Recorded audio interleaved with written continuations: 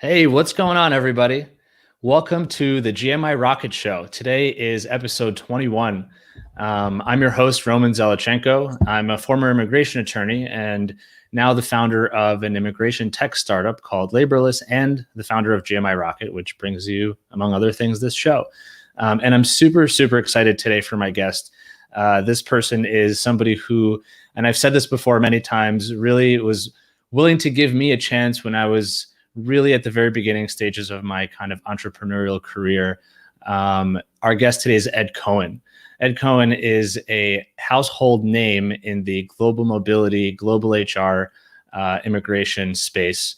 Ed is the founder of globalbusinessnews.net, which is essentially kind of a media conglomerate, an independent news source with articles and videos and pre-COVID, a ton of in-person conferences all over the world where global mobility people can come together, talk and mix and mingle.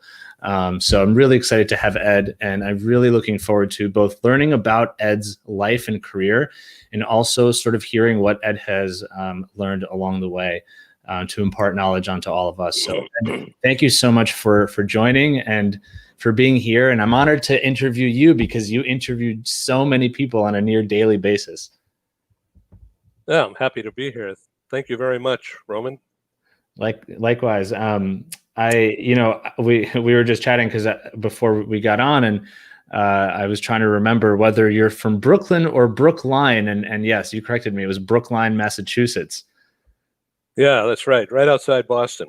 Yeah. Just around the corner from Boston University on one side and Boston College on the other, and across the river, across the Charles River, is Harvard and MIT. So it's right in the middle of everything. There's so much brain power there. It's almost hard to contain. So, before we jump into the conversation, for folks who are tuning in live, drop your comment. Tell us where you're calling in and listening in from, because Ed has a absolute global audience. So it'd be really cool to see. Ask us questions along the way. This is for all of us to learn and have a conversation together. So drop that in the comments and we'll definitely discuss. Ed, I almost don't know where to start, but of course the most obvious place to start is, if you will, the beginning. You've had a long career of getting to know and interviewing and talking to so many people in this industry and bringing so many people together. But before we kind of jump into that, I am curious about, you live in San Diego right now, right? In California? Yes. Yeah. And I'm curious because I'm an East Coaster. And I'm not going to lie to you. I love California. I love the West Coast, but it's so hard for me to leave. So I don't know. What was it? I'm curious. What was it like in growing up in Brookline in Massachusetts? I mean, can you share with me a little bit what you were like as, what the childhood was like and growing up there was like? So I moved to LA in 1980. Had thought about it for about 4 or 5 years and came out to California on trips, visit family and friends, and just loved it, But then I got on the plane and went back. And then, what happens when you get back? You get into the routine and you know where everything is, the corner bakery or the ballpark or where you run track, or ride the bike or grab a beer. And so you fit right into things and it's very comfortable, as opposed to the idea of a relocation, which is, Strangeville. So growing up in Boston, Greater Boston, Brookline, which is right outside Boston, was good. It was a good life. And my family was prosperous, involved in furniture, household furniture for 40, 50 years. I don't remember. When I was a kid, I used to work in the warehouses, putting on mirrors and polishing furniture and going out on the delivery trucks with the guys, So, that's what I thought my life would be. But it didn't turn out that way because of other things over which I had no control. So Basically, I've been in the public relations side of things, which is a big umbrella under which is advertising and marketing and sales, of course, and now marketing research and data and all that stuff. But back then, it was simple. You got information, didn't matter how you got it, you just got it. And you talked to a lot of people, always phone and in person wherever possible, and everything was local. Nothing national, nothing global. And so everything was microcosm. It's, to me, back then it was a big world, but, now, of course, it's way different.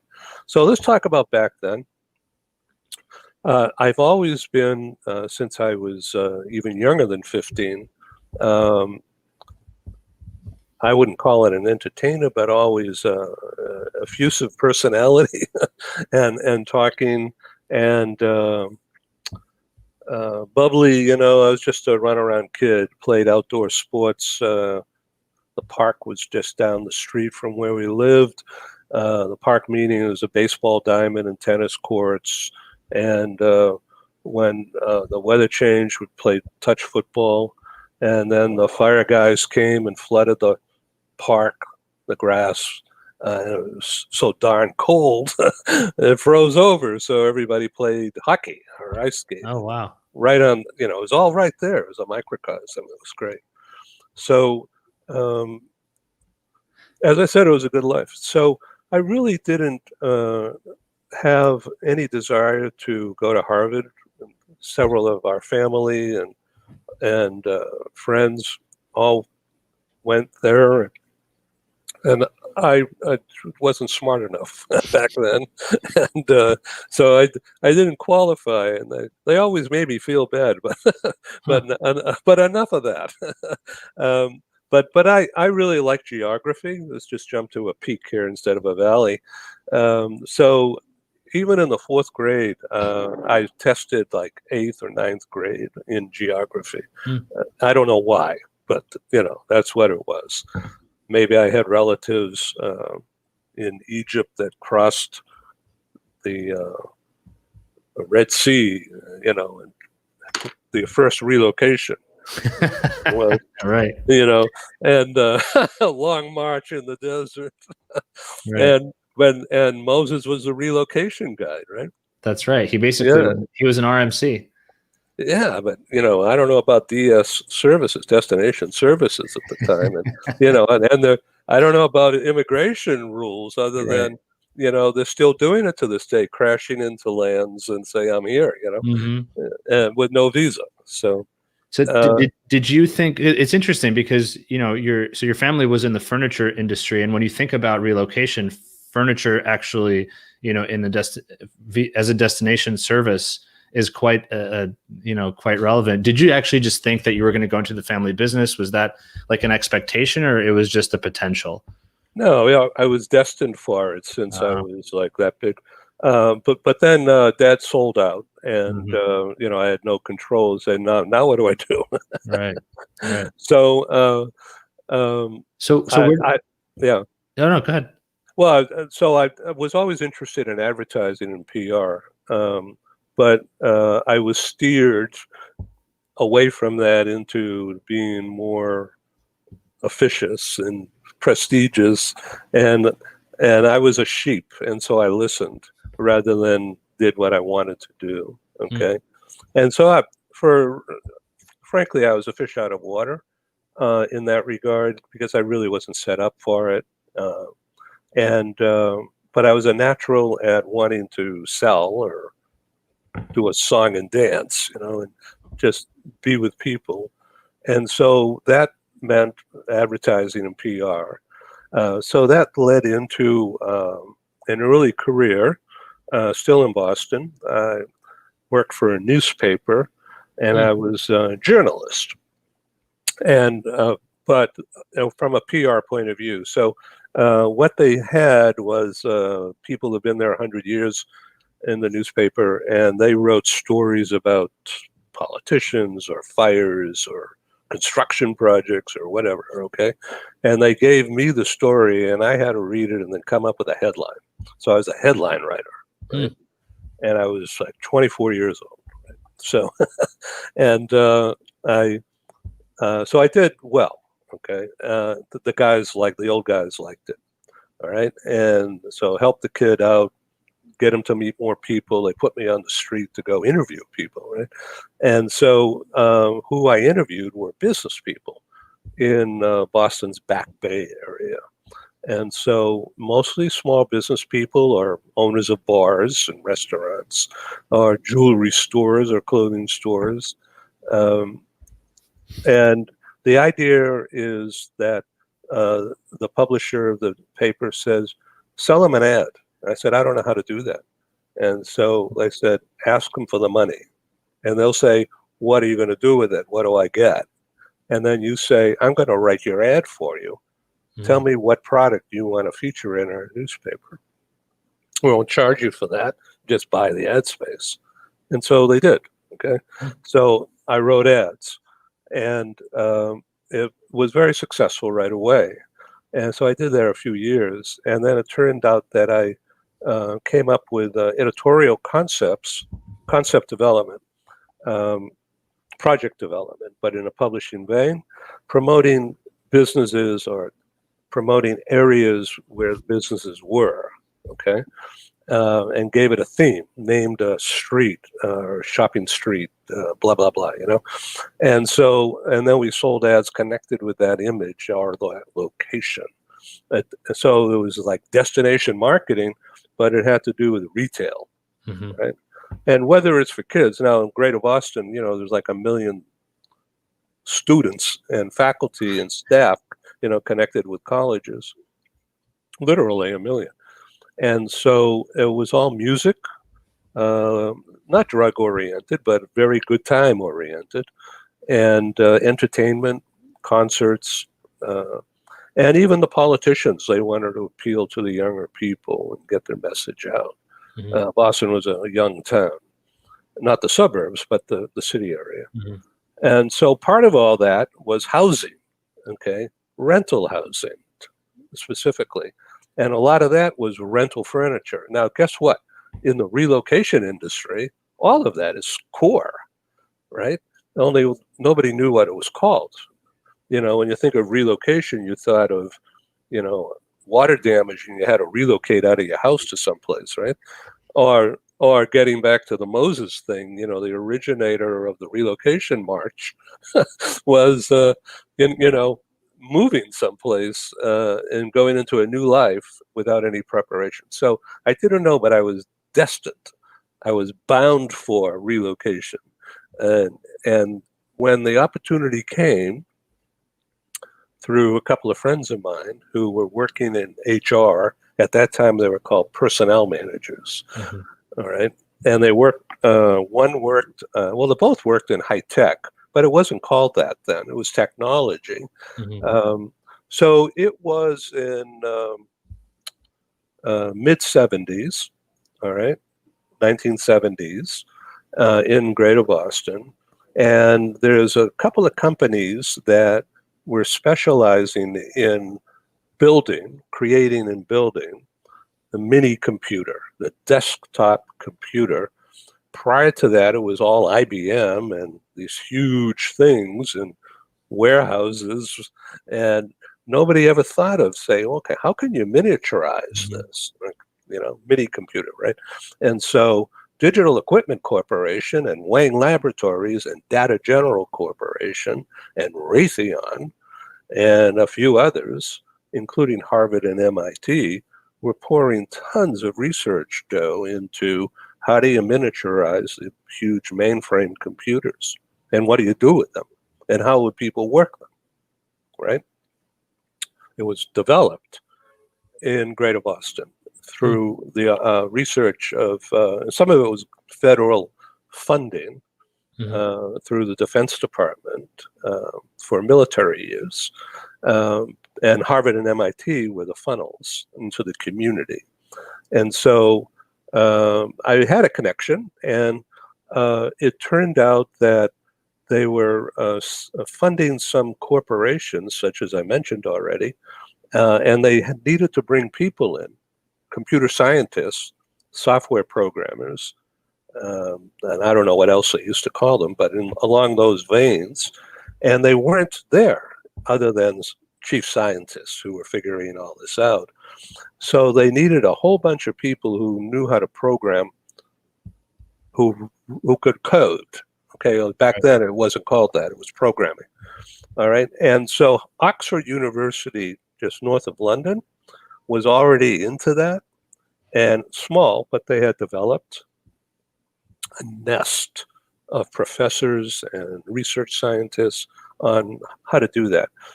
And so that area around Oxford and Cambridge in the UK is like Harvard and MIT in Boston, okay, or NYU, Columbia, that kind of thing in New York. And so there was a relocation, a recruitment of some of those people into the Boston area. And so my friends that I referred to a few minutes ago in HR, again, back then they were personnel guys, they said, we need help in recruiting some scientists and some others. And you know how to sell ads and write things. Why don't you write up some information and sell ads to people who will benefit from that? Okay, these were HR guys. And again, I knew about stuff, but I didn't put it together. Okay, so they said it's called relocation, recruitment and relocation. And this is going to be cutting edge if you can pull it off. But we need to remain silent because of our sensitive positions. And you're going to be the front guy. And you build it, and we'll buy it. All right. And if you screw up, we're not going to know who you are. So basically, they were asking you to put out ads for folks out in the UK to come to Boston. Yeah, but not just that way. They said, let's go Hollywood with it. Again, this is back in the 70s. Right. All right. And so these were brainiac guys. This is not run of the mill. Okay. So they said, why don't you develop a magazine that's glossy in color and 8.5 by 11, and we'll give you information and steer you to things and places where you can get technical info, but you have to put it together and make it look good. And don't, as I said, don't screw up, because if you screw up, we're going to sever ties and we won't know you. Sensitive stuff. All right. So I said, okay, I'll get into it. So I knew how to sell ads. I knew how to promote and bring strangers together. And it's a salesman, right? So I came up with the idea of writing feature stories, or somebody writing them. I hired them, about what's it like to live in a certain area. Once again, destination marketing, right? But this time was geared for professionals who were going to make some good money and on cutting edge of industry. Excuse me. And so there were 3 levels. First of all, the chiefs, CEO, the mucky mucks, they're going to buy a house in the rich areas, right? And then the middle manager, who would be 30 to 40 years old, married, a kid or 2, they're going to want a suburban home, right? And then it's the kids right out of school or very young, single, they're going to rent. All right. So you have 3 categories of housing needed, and different furniture needs as well, and other information needs bundled for each, now called demographic, right? But back then it was simple language, simple language, such as age bracket, income, what do you do? What kind of schools? Okay, there's public schools, there's private schools. And then some people need language training, so they need interpreters. And then some people to take people by the hand and get them to the grocery store and things like that. So now it's called destination services. All right, so it's easy to think of it now, but back then it was learning how to walk again. Okay, because they had to put it all together. So I came up with the idea, again, the packaging of the information and how to get it, and then what to do with it. Very quickly. It's called a relocation guide. Okay, but the net effect of all this was area economic development coming from people with bucks to spend on housing. They're coming in, spending money. The company is going to be hiring more and more people to build something that's never been there before. All right. And then they're going to be marketing. So what you're doing is recruiting the people to make it all happen. And then downstream, if you will, the product will be marketed. And so you're at the cutting edge of a stream of economic development. All right. So the recruitment relocation industry at that level is boardroom level, actually. So my job was to create a package that was deliverable at an affordable price that was honest, authentic. All right. So I made an arrangement with a guy who I had met literally on the streetcar, on the subway in Boston. It happened to be an older guy who worked at a big insurance company in Boston. And I won't say the name of the insurance company, but it was very large. It was based in London, real rich, and they were opening up the U.S., and he was recruited to be the head guy. And he says, we got in discussion sitting on the streetcar, on the trolley, and what do you do, da da da da. And so he says, I'm insurance business, I run all this, I'm gonna build it up, and got to bring people in, and I don't know where they're gonna live. So I said, oh, wow, okay. So we developed a relationship. So it turned out that this guy was also a real estate broker in one of the wealthy suburbs of Boston. And that suburb was called Lincoln, Massachusetts. And right down the street was the world headquarters of Digital Equipment Corporation. And they were very active, the real estate company this guy owned on the side, a side hustle, right? And so his wife took the wives of the execs around in the car to show them the neighborhoods and the houses. Again, this is a wealthy area. And so this is called counseling, relocation counseling, right? Area information, introductions to schools, shopping, women's clubs, whatever.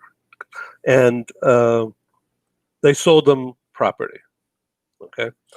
And so part of that package that they were using at the time was a little brochure thing, paper, like old school paper. Right. and somebody was typing in things about the tax rate, the schools, population, the census information, rich people, poor people, that kind of thing. And so that is called a relocation package, right? All right. And so I said, why don't you write, I said to Jack, why don't you write the story of about 1,000 words, no more, and take some pictures of typical houses of where these execs might live. And it's okay to show your listings if you want, but, it has to be typical. It can't be outlandish. It has to be real, authentic. And I'll do a layout with the text, 2 or 3 photos of different houses, all right? And we'll do it in color on glossy paper. And then we're going to have next to it a column, which you provide. I said to the realtor, Jack, the insurance guy, realtor, you give me all this information about the schools, the average scores, and test scores, and the tax rates of different houses. And so people will know what the cost of living is in that typical town, in that income bracket. right? And then I'll give you, for $1,000, I'll give you the exclusive in that community. In other words, I won't sell any other realtor to be in that guidebook I'm doing. Mm-hmm. So this was going to be, if you give me all that data, I'll give you the full page ad next to that data. and this was going to be in this sort of booklet that you were putting together already. Concept, right? Concept of it, yeah. And so, you know, just for context, you were kind of in your early to mid 20s at this point? No, you're older, because I had other jobs that didn't work out. But I was about 30. You were about 30. Okay. Yeah. And so, because you were, I mean, at this point, you were essentially putting together what it would be your publication, sort of this, you're creating this publication that you were answering people's needs through, right? Which are the needs of people to learn about the destination of Boston, to learn about specific neighborhoods of Boston, and, you know, details like schools and it's, you know, property values, et cetera. And so how did you end up implementing this, and sort of what was the business model there? I'm curious, right? Because I think, to me, the exciting thing is, like, you're an entrepreneur in this space. This was sort of, it sounds like, your foray into creating your own sort of publication. How did you manage to make this work? Jack, the realtor, Yeah. agreed to the deal under one condition that he put to me. All right. Again, this is an older guy at the time. Mm-hmm. All right.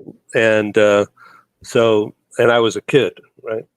And so, in his eyes. And I was starting a business from scratch with no capital. Right. All right. And so it will all come from the advertising and from the eventual book sales, because we'll sell the books, the guidebooks, Mm-hmm. to my friends in the corporations, right? Mm-hmm. If it all worked right.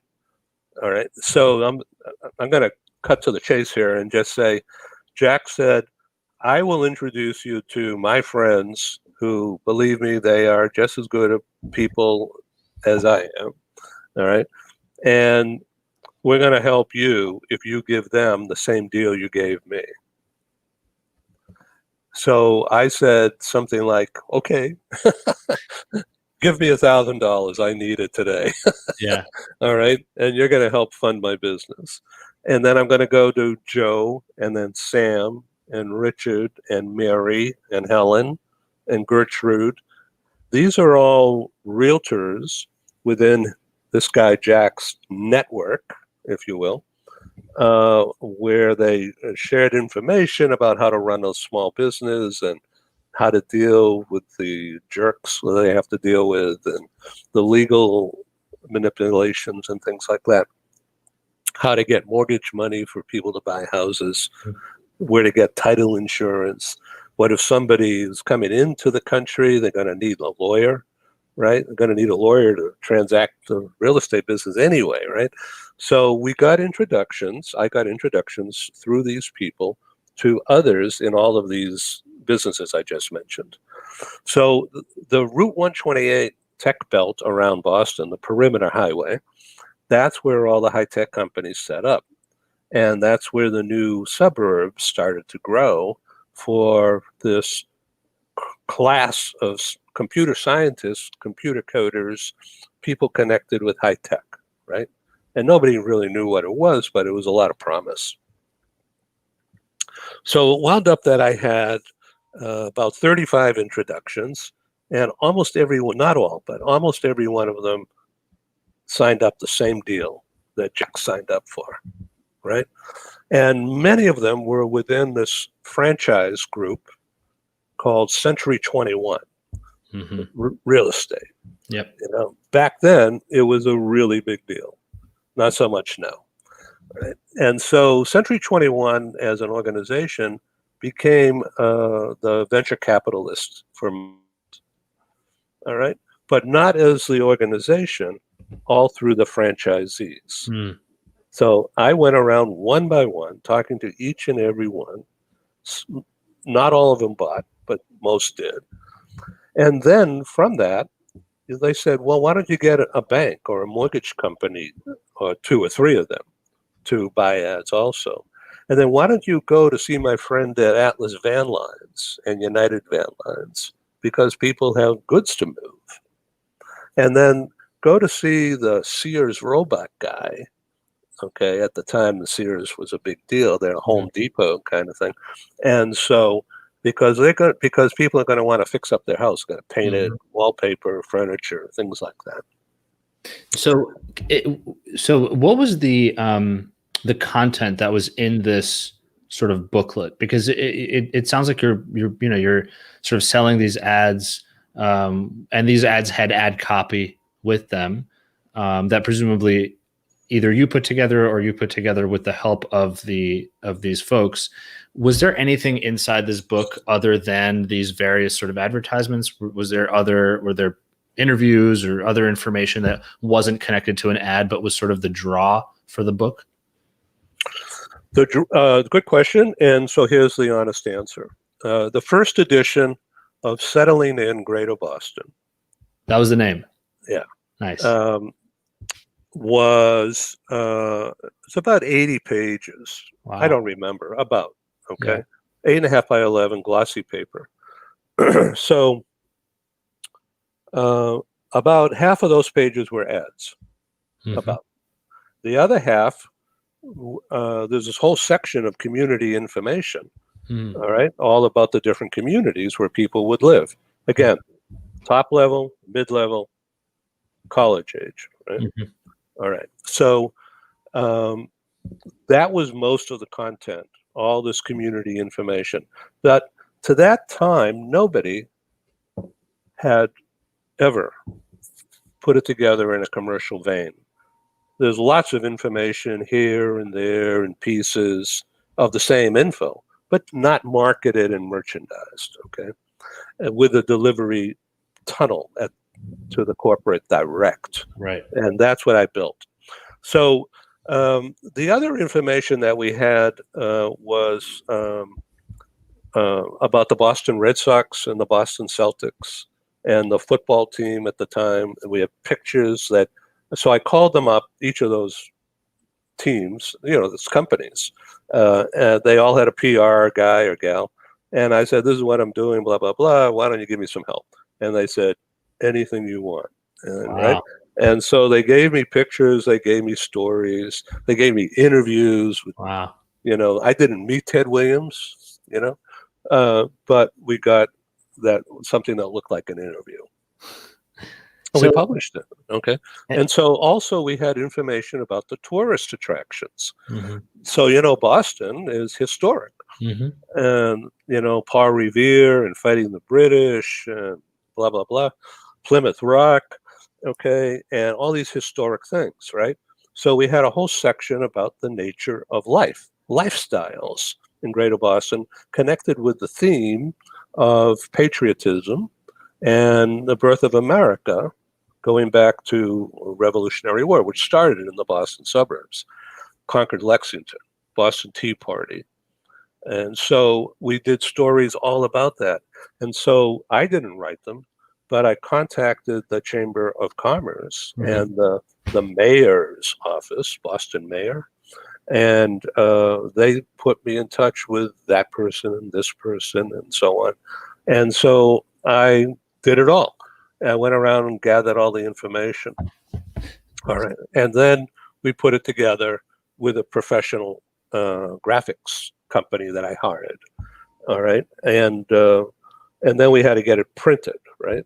And it's a labor less. Let me tell you, it was labor max. Yeah. And it was all. So anyway, the book came out and it was a glossy. It was like a magazine. Right. Okay? It looked like People magazine. And so how'd it do? Well, I brought it to my friends, those two guys. One was, let me tell you, was the recruiter for these people, this group of people, tech engineers. Okay. from digital equipment, and then the other guy was from a research company organized by Harvard and MIT in a joint venture. And those were the kingpins, if you will, and the godfathers. And so they knew each other, and then they were all part of a SHRM type group, Society of Human Resource Management, and everybody knows each other, not well, but they know each other, and that's called networking today. Right. So they all wanted to know what I was doing, and so they brought me in to speak at lunch meetings. All right. Wow. And I had samples of what I was doing and gave them progress reports as it went on. It took around 8 months from the day I started to getting the thing done, and so I had to subsist on pennies. But because I wanted to use all the advertising money for production. Right. Yeah, because this is, I mean, you're not just clicking submit. I mean, you're printing, you're binding, and you need multiple copies. So this is really fascinating. And I think it's interesting to think also how the model, right, this sort of content marketing model, if you will, which is what you're doing, was a combination of putting out content that is inherently valuable in and of itself, which is destination information, neighborhood information, some stuff about the local sports teams and restaurants and things. And then you couple that with sort of advertorials, right, which are sort of informative pieces of content about maybe houses that are for sale or something else from the funders, which is, that's a model that continues to exist that I think is really interesting. And I'm curious, once you started doing this, because to me, this is like sort of the original physical manifestation of what today is, a digital sort of media, I guess, empire, you want to call it, or just this really large, vast amount of information, which is global business news. I'm curious how you ended up transitioning. And I also am curious, and I wonder if they are kind of go hand in hand, how you ended up transitioning from Boston out to California, because here you said you're, early 30s, I guess, you're putting this together, you're hustling, you're building this book. I'm curious, sort of, what was that next step that you took?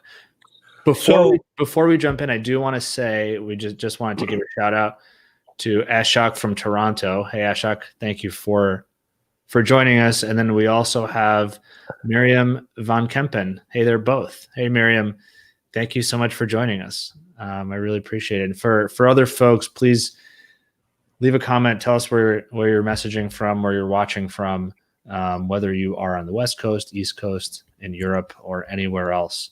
Give us a shout out.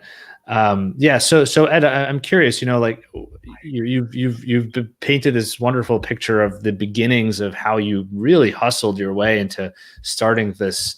What was the name of the book again? Settling in Greater Boston. Settling in Greater Boston. How did that transition into global business news? So let me do a short circuit here, because it's an involved pathway. Sure. First of all, hi, Miriam, you got to have heart, right? And so thank you for being on our talk show a few weeks ago. By the way, Jeff Hulk was on my program today. Again, just wanted to let you know. Okay, so I published the thing in 1978, all right? And we printed 10,000 copies. Wow. And make a long story real short about this first edition, it was profitable, but not from an accounting point of view. Just doing it was fun, and a hell of a lot of work, and high risk wire act. Okay, a high wire risky act, because not my reputation as a business guy was at stake, and if I screw it up, then my friends in these high places wouldn't talk to me again. And so I needed to succeed. And so it was a driving factor. And it was, I wouldn't call it life or death, but boy, I'll tell you, economic life or death, that's for sure. So, long story, it came out and it looked great, and it was like nothing else ever done before. There were other types of guidebooks and brochures and pamphlets and pages stapled together in some other cases of the same kind of thing, but not in the slickness and not in the professional marketing way. Um, so we had a leg up, and the advertising club and the PR people, who are, of course, very senior and experienced, but not in this business, in other things, they all said, "Oh, good job, Ed. It's really good."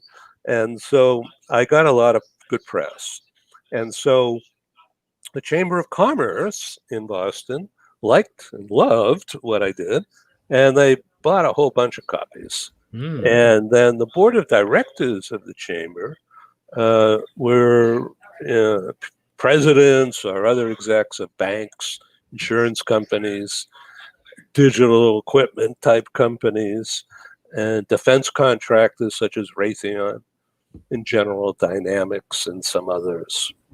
And the business managers of Harvard and MIT and the other colleges. And so I was a known factor in the area economic development, utilizing the techniques that I described earlier of recruiting, relocation info, target focused in a package that was got a pretty bow on it, and priced right, and immediate acceptance within corporate Boston. Mm-hmm. Immediate. And so we sold out at about $5 a copy. And so it was self-funded. I mean, it wasn't a lot. But I didn't know hardly anything about running a business. I knew how to do what I just told you and put it all together because I'm a concept guy. Mm-hmm. If you ask me to be an accountant, no, forget it. So, but for concepts, yeah. So I sold the company and took the idea and the trademarks, and I sold it to a bunch of local guys, and they're still running it.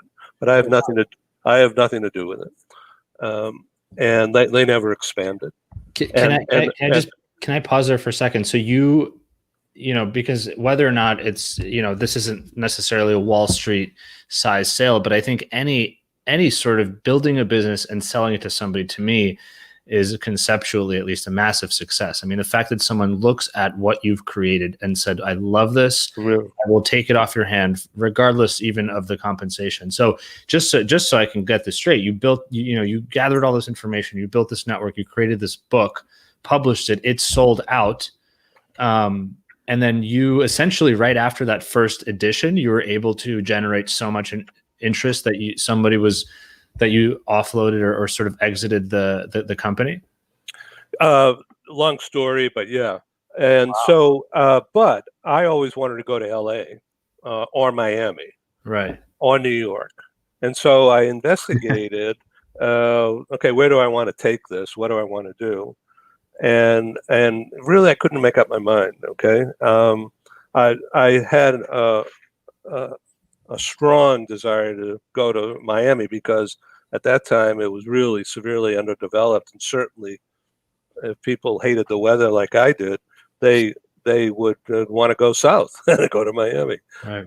And eventually a lot of other people would too. But it was proved to be premature. And New York was just overwhelming. And then I liked the song from the Mamas and the Papas, California Dreaming, mm-hmm. Yep. On such a cloudy day, Yep. walking to a church, And so, and I was determined that I'm going to go to Malibu and check it out and see what's going on in Redondo Beach, and deal with Hollywood, got to see it. All right. And so it was LA. So I asked my friends at Century 21, who I said was the largest financial source. I had some Coldwell Banker, and I had some independents, and I had a whole bunch of other advertisers, but the Century 21 Real Estate Group was by far dominant because it fed them relocation leads, and it helped them. It was not the only source, but a good source of business, and it was all because of what we were able to accomplish. Right. So Century 21 was headquartered in LA. And so I got a gold-plated first-class trip before I told anyone what I was going to be doing to investigate the area. So I brought along copies of the Boston Guide, and I brought it to Century 21. I also went to Coldwell Banker Real Estate. Mm-hmm. I also took it to a friend that I had through family connection at Paramount Pictures. And that guy introduced me to a counterpart at 20th Century Fox Pictures. Mm-hmm.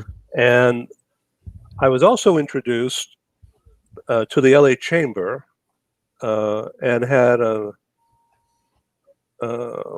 one-on-one luncheon with board members who knew what I was doing, and about the idea of doing something similar for LA. Mm-hmm. Now this was 79, 80. Mm-hmm. Interest rates were 18%. Wow. All right, and that's called recession, right? And nobody was moving really, except corporate relocatees. They had a guaranteed job and income on the relocation, right? Mm-hmm. And so they could go to a car dealer, or they could go to a renter place, or they can go buy a house, and they're good as gold as long as they kept their job, right?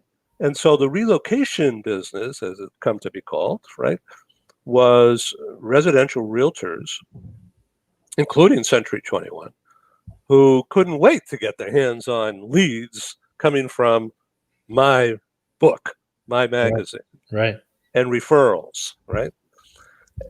If I could put it together. Now, people have come and gone in LA from the East Coast for millennia, and they never are found again because you get swallowed up in this sea of people and freeways, right? Never mind the smog. But so the concept was, I don't know anything about this area. How am I going to do this? Mm-hmm. And they said, we'll give you the info, the people that I talked with in advance of me coming, right? If you screw up, you're probably going to go to jail. All right. So you can't steal. You can't do anything wrong. Don't get a traffic ticket because you're going to be out in the freeways a lot and you're not going to know where you're going. And you're going to want to collect some money in advance. And if you blow it, these people are going to come after you. And so if you keep your nose clean and, you do what you did in Boston as nice, you're going to have a big success because we need what you're doing. And if you don't do it, someone's going to steal your idea and they're going to do it. Right. Of course. So you got to do it. You're the first one. So do it right. All right. So I got provisional letters of acceptance and use and agreements that if it looked as good as the Boston Guide and if the information were correct, blah, blah, blah, that we could use in pursuit of relocation recruitment business, then the Chamber of Commerce said, we're going to buy a lot of books and we'll become your master distributor to all the corporations so you don't have to go around door to door, okay? Because they're going to want it. Yeah. Right? Okay. So I had to go sell the ads and get the information and promote the area without knowing anything about the area. All right. And so I said, okay, I'll think about it and I'll get back to you. And I went back to Boston. And you know what happened? Get back to Boston, get off the plane, you go to get the cannoli in the North End, and you get to have a beer at Fenway Park, and you feel at home and you say, what am I doing all this stuff about California? Oh my God, what, crazy? Okay. So one other bad winter, and so when I was a kid, I was deaf in this ear, and it was having to do with the bad weather, the dampness, and all that. And so I had a series of operations, and I could hear fine now. But back then, it was a real disability, let me tell you. And so I sold the business to a group and took the idea and landed in LA in late 79, early 80. All right. And I said, I'm going to call this one California Bound. Same idea. All right. But it's me. I'm bound for California, right? Right. Everybody will be bound for LA, bound for California, right? So I trademarked the name California Bound, Professional Relocation Guides, with a 5-star law firm, and they charged me 5 stars worth of money. But they said, you won't have anything to worry about. Just go produce it, Right. And we'll protect you. So I did. And Century 21 came in right away. They put in a whole bunch of ads that totaled, I don't know, about $100,000. Wow. All right. Yeah. And so I had working capital, but I had to produce it. So I was me, who I am, who knew nobody in business there. And I went to call on, I wore a tie, which is a little unheard of in Southern California, even back then. And so I said, this is what I did. I went to realtors and asked for the relocation director. And I said, yeah, this is what I did then. Now, do you want to do this? This is what it's going to cost. And I charged $2,000, not $1,000. Right. And yeah, and the book price would be $10 instead of $5. All right. So I got more provisionals. If you do this, I'll do that. And so I asked different realtors to write the stories about their area, focus area, because many realtors want to deal with wherever they can to sell a house. And so I understood from experience very quickly now what a relocation network was all about. All right. It was referrals and introductions of people who trusted each other. Right. Okay. So I became involved and was welcomed and made a lot of good friends. To this day, I still have almost all of those relationships. Wow. And a couple of them are still doing business with me today, who are on the talk show. So it's really a blessing. It's really a good thing. So relocation has been my life. So California Bound was the first edition came out in late '81, and the LA Chamber loved it. Nice. And they bought 10,000 copies, and then at $10 each, and then they ordered another 10,000. All right, and it was great. So can I ask you a question? How long did it take you to put one of those together, start to you showed up and then you delivered them the book? How long did that whole process take, with gathering information, putting it together, then actually printing it, binding it, etc.? So about a year. Okay. Yeah. So I had to live from hand to mouth for about a year. Yeah. And it was tough because even then there was a lot of money around in Southern California, or people were showing a lot of money, and I had nothing. So other than a good idea, but I made some friends, and so long story short, the book came out, and the biggest client that we had turned out to be a defense contractor called Hughes Aircraft Company. It was owned by the really rich guy, Howard Hughes, Yep.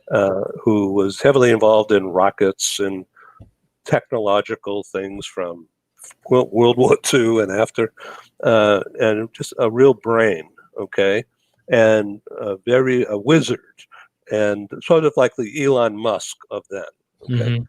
So Hughes Aircraft was building satellites as well as weapon systems and missiles, and the relocation director of Hughes Aircraft and I became quite friendly, a business quite friendly business relationship, and she purchased thousands of these guidebooks.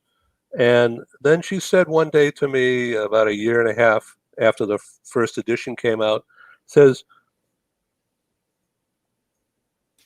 "You have to do a TV show about what its content is in the books, you know."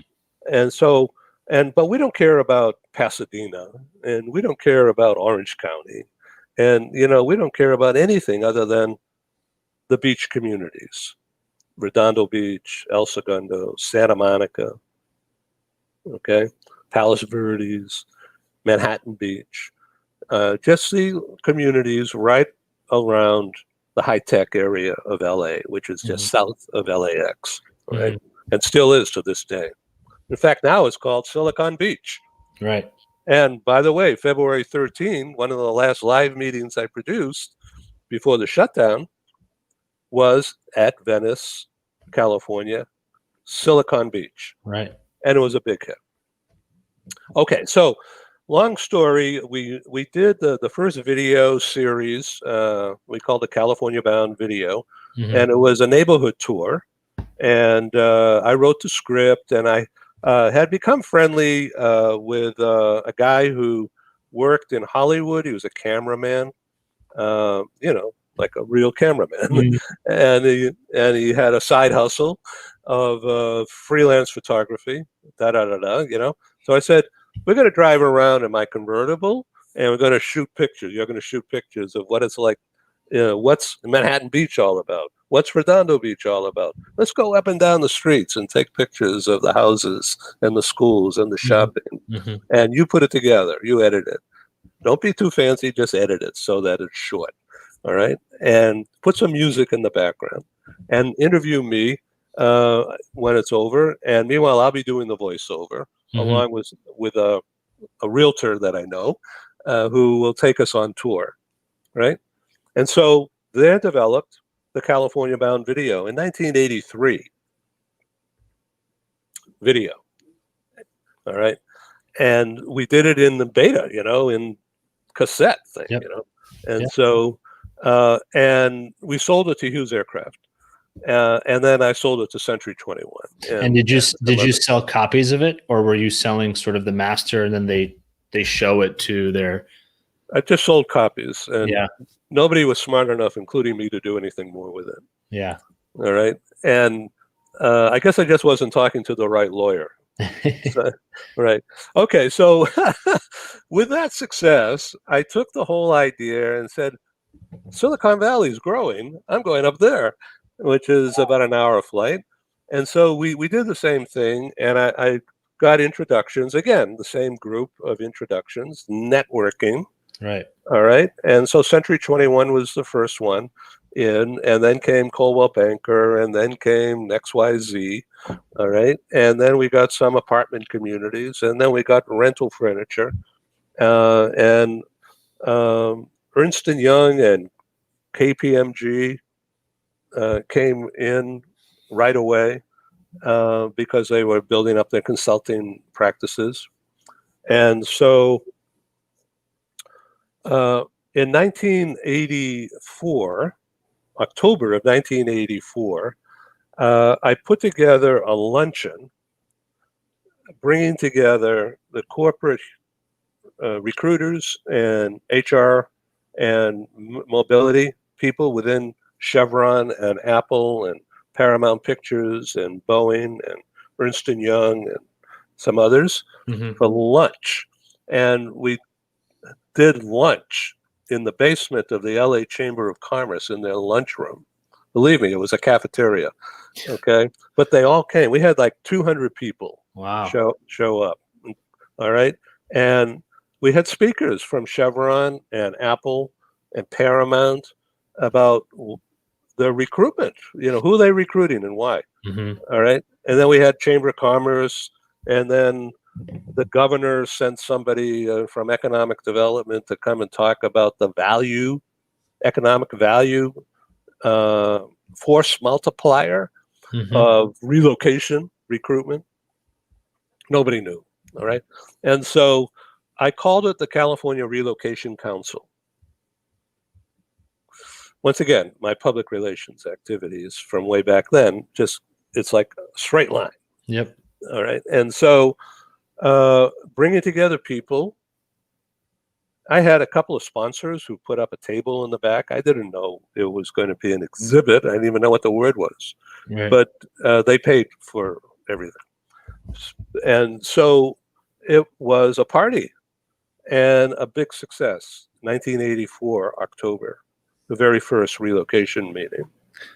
All right, in California. There were others around the country, but not in California. And so between about 1979, 1980, and 1984, you published your first two books, you created your first video, and you put together your first in-person sort of relocation conference with speakers and with attendees, obviously. So that's interesting, right? Because that, to me, that's so cool. That's like that's you're sort of planting all the different seeds, and all of those streams you have continued to this day. I mean, COVID notwithstanding with in-person events, but you've sort of continued to go down this route, which is really cool. So we're running out of time, and so I wanted to just quickly, and I'm giving you the peaks, that in 1994, because of the international activities going on, Toyota, which was at the time in Southern California, said, and they were big users of our California Bound Guide, they said, what do you have for international? Mm-hmm. I said, I don't know. What do you need it for? So he said, we don't need any recruitment or relo like what you've done, but a business to business, B2B, where our relocation manager of Toyota and an HR person want to write an article about what it's like to deal with a Japanese company in California. Mm-hmm. And there's people coming back and forth, but what about the personalities of people and people talking with each other who don't know each other? Now it's called cross-cultural, right? Back then it was foreigners talking. And so they introduced me, Toyota people introduced me to other people at different companies because they had their own luncheon groups. I spoke in front of a couple of them, and I got everybody wanting to write articles for California Bound. So I said, you know what, we're going to start something new, but it will be distributed to all the business people. All right. So I called it Corporate Relocation News. Mm-hmm. All right. Which had total control, total focus, editorial on international people, international stuff, and things that related to recruitment and relocation, but from an international point of view. So I put it out in a tabloid newspaper, so it was real cheap to produce, and people didn't care. They just wanted the info, right? And the advertisers, like Berlitz Language, all right, and a couple of others, wanted the advertising exposure because of the readers that I was fortunate to develop. So that launched that vehicle, which I gave up on it in about 2003. But it grew into a lot of international mailings, which got to be expensive. It was a real hassle. So in the interim, I developed an international conference series beginning in London in November of 97 and 8, and then in Paris in November of 99, and then each year thereafter one place. So we did Madrid we did Berlin, we did Geneva and Zurich, and somewhere else. I can't remember right now, but Italy, Milan, and that was all during from '97 up through about '08. All right, and then we started getting a lot of competition from, well, if Ed can do it, I'm going to do it, Right. and so it became cannibalized, and so I stopped doing that for a while because it was too hard, and so I went south in '08. I produced a conference in Brazil, and I was introduced there by PwC, whose manager in LA knew the guy in Brazil. And so he spoke English, and he says, you come on down, put on one of your meetings, I'll bring people. And so we did a meeting in Sao Paulo in '08. And then the next year we did Rio. And then the year after that and the year after that back in Sao Paulo and also Rio. And then ERC decided to come in. And then somebody else came in also, again, cannibalizing. Right. And so I just gave up and went back to focus in on US stuff. Right. And so this was in 2008, you said? Yeah, and 2008 through 11 and 12. Yeah. Yeah. So I'm jumping around here because I'm running out of time. And our first intranet, our first website was developed in '02, '03. Yeah. I had a friend who it was just an acquaintance, but became friends. A guy was a software developer at Intel in Silicon Valley, all right, in the early days. And he was a guy that was a genius at what he was doing at the time. And he lived in a shoebox, literally. And he made a deal. I'm going to be real brief here. He made a compensation benefits deal with Intel because they really liked what he was doing and they kept promoting him, right? And so they paid him in stock rather than salary, other than some expense money. He wound up getting around $3 or $4 million in stock over the next couple of years. And then the stock like doubled and then doubled again. It was crazy, right? And so he retired in about '05 and bought a sailboat and went sailing, And he built a website for me, all right, which is the forerunner of what you see now that I have. But it was, of course, really raw back then. And I didn't know shit from Shinola. Oops, I shouldn't say that, about coding or anything like that. All right. And so I had to rely on others. And it proved to be a bad experience, frankly. So I really just never developed it until later. And I met some other people and they taught me what to do and all that. And so now we're into WordPress and it looks a lot better. And I've taken over some of the programming. And so you see what it is now. But some of the original pages in the background there are still there from way back when. And so when you decide, first of all, I would like to say we have a comment here from Ashok from Toronto saying he remembers those interest rates and talking about how you can purchase a house in Canada for, 1.7. I mean, interest rates in the US as well are around 2 and 3% right now. It's amazing. So long story. We also have I just want to give Andrew a shout out here too. He says, Ed, your backstory never ceases to amaze me. Andrew, my friend, how's your Hollywood series going? You're looking better every day, wearing different suits, and it's looking great. I'm thinking I should put a tie on. So I want to be conscious of your time here. Yeah, we got about 5 minutes. I'm sorry. No, that's okay. So it's really fascinating to hear the beginnings of your story and really dive into how you built what you did. I mean, to go from that to digital makes all the sense in the world.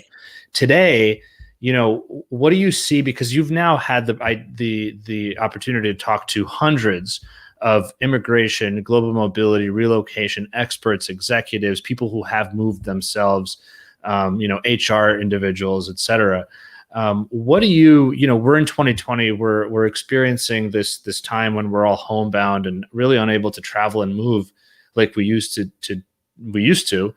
What do you see for the industry moving forward, number one? And number two, how has it, and maybe more importantly, how will it affect your business and what you're doing?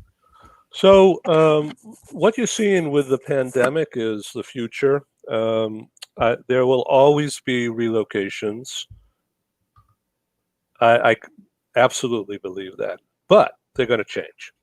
And so the country level, country manager level, division leader, product specialist, head of sales, engineering, those long-term assignments where you take over and you're responsible in a new location, those will be much fewer, but I think they're going to be richer than ever before because they're going to be that much more valuable to the company.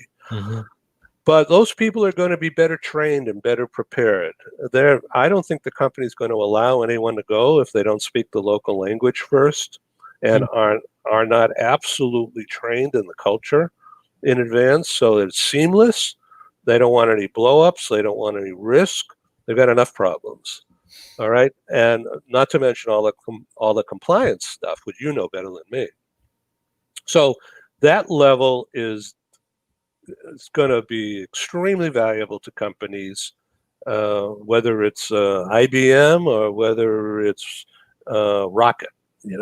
It's going to be very, very valuable because it's all about international relations. It's all about dealing with very sophisticated people in Asia, Latin America, and everywhere. So that level. Now, then the vast middle, excuse me, the vast middle level of relocations that used to be, I wouldn't call them rich, but plentiful with lots of benefits. I think those are hollowed out for good.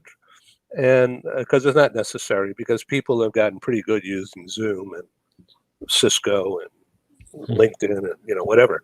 So I don't think those assignments are going to survive. They're going to go away, and they already are. But there will be extended business trips whereby you will be ticketed, give you a business class ticket, go stay in a nice place that's sanitized, clean, safe. You're going to be given all the high-tech wizardry that you can handle.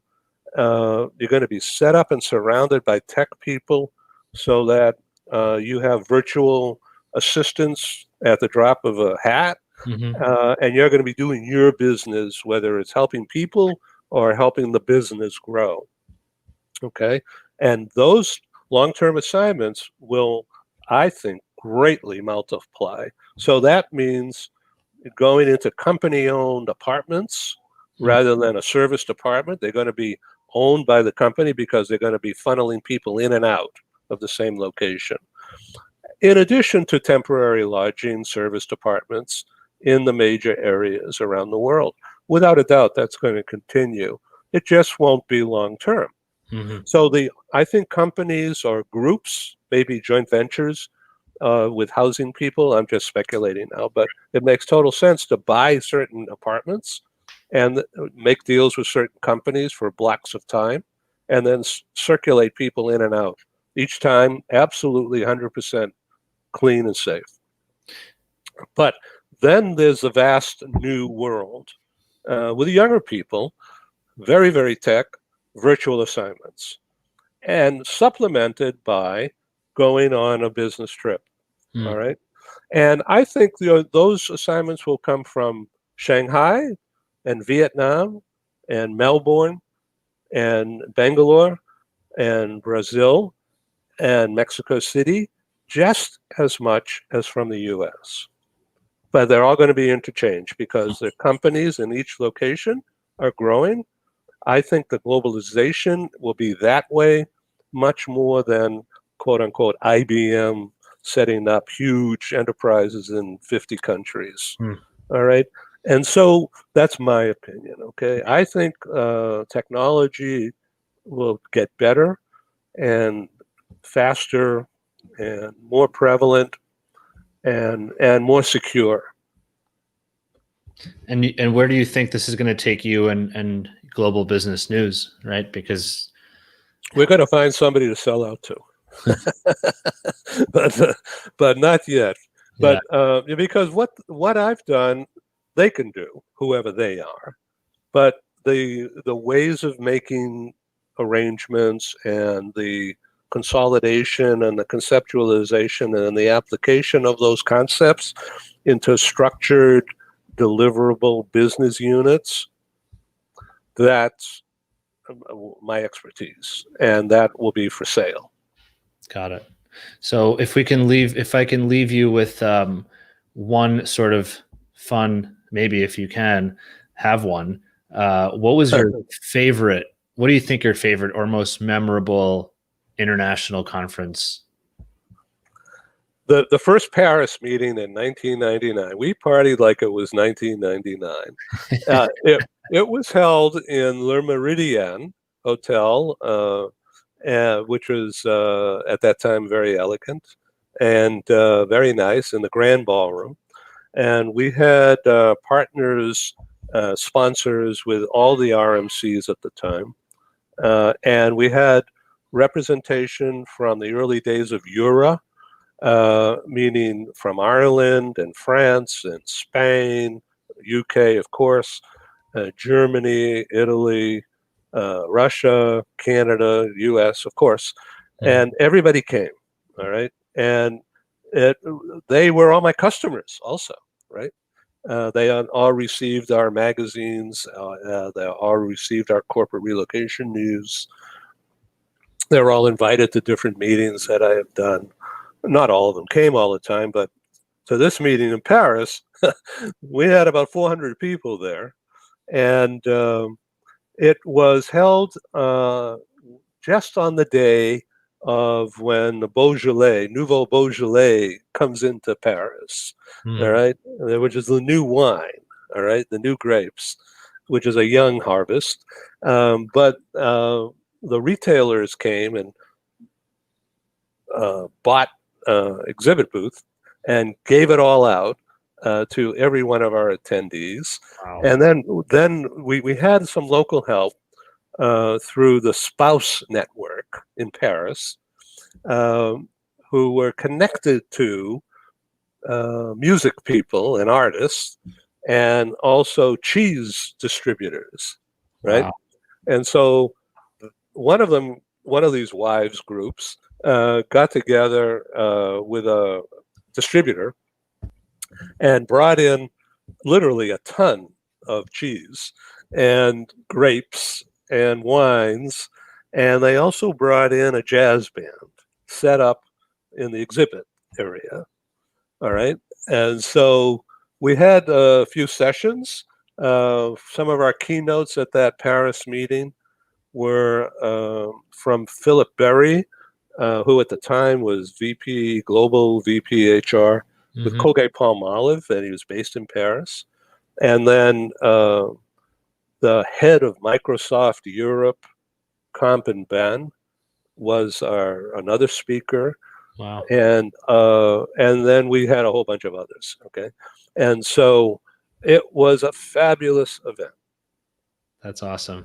Thank you so much for sharing. And Eduardo Garcia says, interesting. That's probably understatement of the century. Well, Ed, thank you so much. There's so many takeaways, and I almost can spend another hour just thinking about them, but it's so, I think, inspiring to think about what you've built and how you sort of hustled your way. I mean, I wish we had real-time video archive footage of you hustling around building that first magazine in Boston. Because I think that's just it's that skill and that passion and drive is something that exists today, and I think hopefully entrepreneurs in this industry can actually take that and channel it into the next bundle of companies and services and products. I think what Andrew Bruzy is doing, in particular, is in the same vein. He's doing it differently, of course, but Right. but the same energy I see, and the same drive, and piecing things together, and that. So, Andrew, if you're still listening, I wish you Godspeed, because Yes. you're going to need it. but and keep healthy and keep Yeah, drinking wine. Yeah. that's right.